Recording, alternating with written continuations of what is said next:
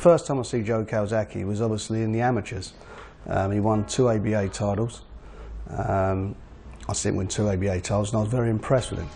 And I wanted to sign him, but at the time I was told he'd already done a deal with Mickey Duff, so I was a bit slow out of blocks for it. But he told me years later that he hadn't done the deal at that time. Consequently, he turned professional, and I just thought he was a little bit special. And from my point of view, I just didn't feel that he was being promoted enough. And I put a deal to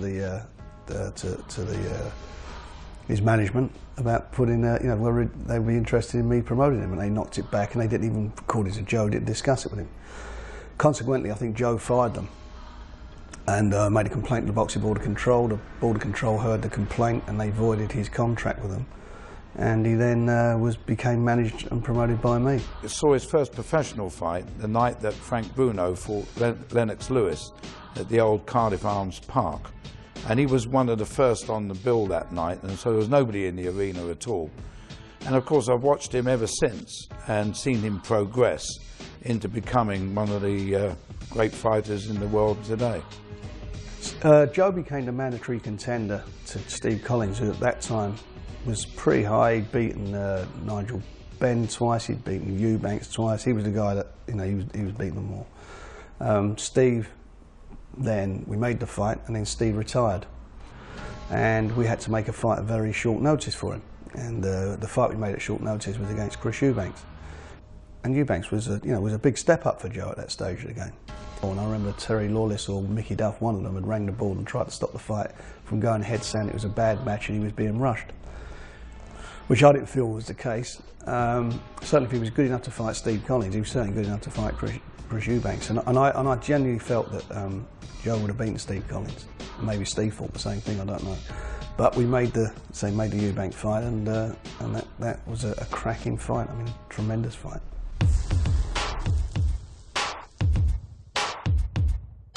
His moment had come, and Joe Calzaghe cut a confident figure as he made his dramatic entrance to the ring. Lots been made of this young man.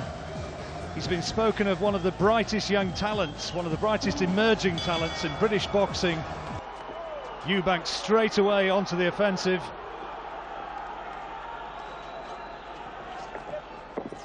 Calzaghe going looking for Eubank. Just those 2 defeats that Eubank's experienced in his career. Oh, and he's down! Left hand's caught him, and Eubank knows now that Calzaghe can punch. There's a smile on his face, but he was caught cold, and look again at that left hand.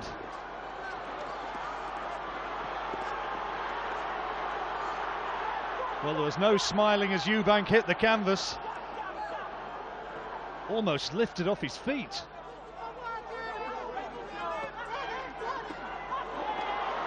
More good work from Calzaghe. Eubank trying to match fire with fire, but the weight of punch is with Calzaghe. He takes a good uppercut there from Eubank, but Calzaghe is forcing the pace.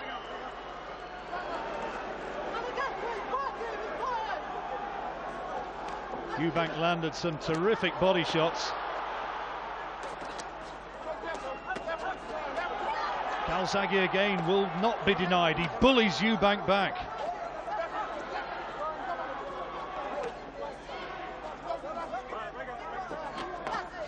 Good left hand again from Calzaghe, and Eubank absorbs it, and a fierce uppercut. How much more has Eubank got left here in this 9th round? This is a big round for Calzaghe.